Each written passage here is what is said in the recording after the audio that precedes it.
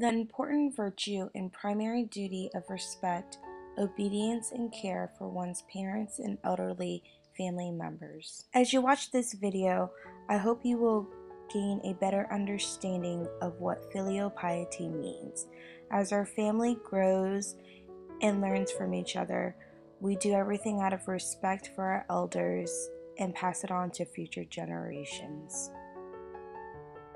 My dad's immediate family all still live in Vietnam. As you can see here, my grandfather and grandmother had 6 children, 4 males and 2 females. 2 of the eldest males passed away, one at the age of 24 and one at 1 day old. 3 still live in Vietnam and 1 live in America now.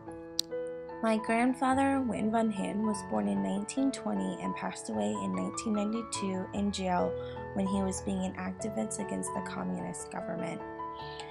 Although I have never met my grandfather, he was known to be very laid back and a devoted Catholic, and he did everything he could to help his community. My grandmother, pictured here, is still alive in Vietnam now. She is the leader of the family, very stern and a little bit stubborn, but nonetheless, she does everything for her family.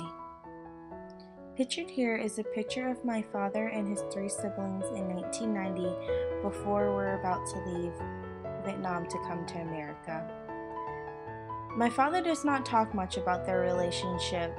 Their relationship is more out of respect than of emotional closeness.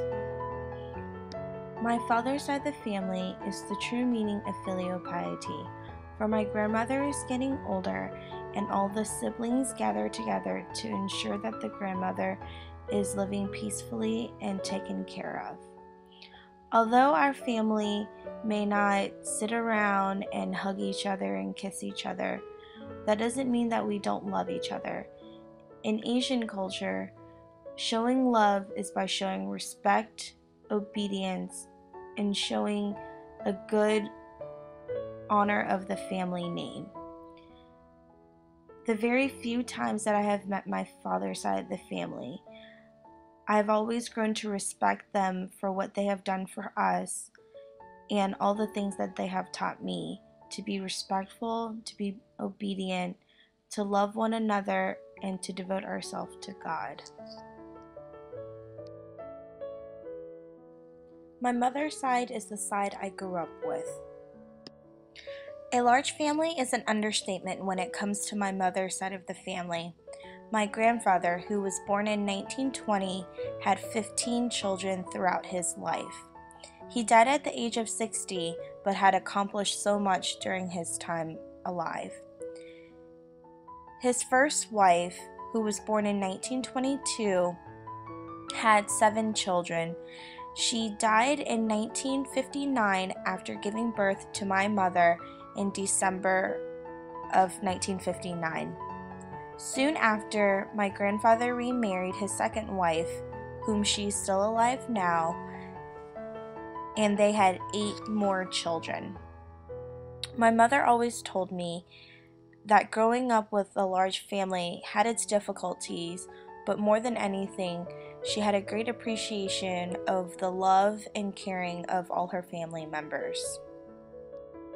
Although there is a 30-year span between the eldest son and the youngest daughter between both wives, all the siblings stay in great communication with one another. In this portion of the video, I will focus more on my mom's biological brothers and sisters whom I grew up with most of my life. Some say my oldest uncle looks the most like my grandfather. He is the most charismatic, a great singer, and the most independent out of the brothers. His late wife here passed in 2005 from liver cancer. He now lives in San Jose, California with the rest of his family. My mom's second brother is the most family-oriented. He is the most stern out of the brothers, but I learned from him that family comes first, that no matter what you do in life, that you should always take care of your family, like he took care of my mom after my grandfather passed. My mom's third brother is the reason why we're here in the United States. He was in the Air Force as well and sponsored the rest of his siblings to come to America. He is charismatic, laid back, and easygoing. He always told me that obtaining your education will open doors to anything I would like to do in the future. My mom's oldest sister has the largest family, as you can see here, with 6 kids and 12 grandkids. We were the closest while growing up, and she taught me all of the Vietnamese traditions and values. My mom's second sister taught me how to grow a tough skin, that criticism will come any time in life, and that you just need to stand strong and stay true to yourself. My mom's youngest brother taught me that a good laugh is the best cure for a bad day, and that having a good time and enjoying family is the best and most important thing in life. I get the luxury of learning so much from so many different people in my life, and having all of those personalities just makes me a more well-rounded person, as you see today. My parents got married on June 19, 1982, and had their first son on March 5, 1984, and their second son on February 18, 1987. And on December 11, 1989, my parents had me. 6 months later, we had news that we were going to America.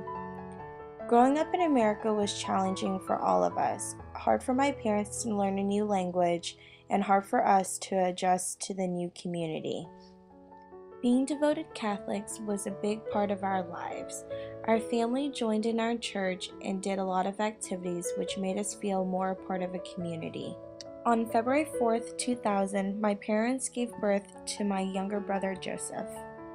My parents always emphasized getting good grades and having a good education, for a good education will provide us many opportunities in the future, and as my dad always says, knowledge is power.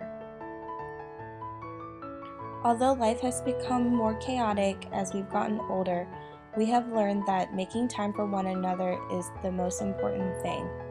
We also learned that it is our duty to carry on our family name with great respect, to show our parents that we have learned from them and all of our other family members.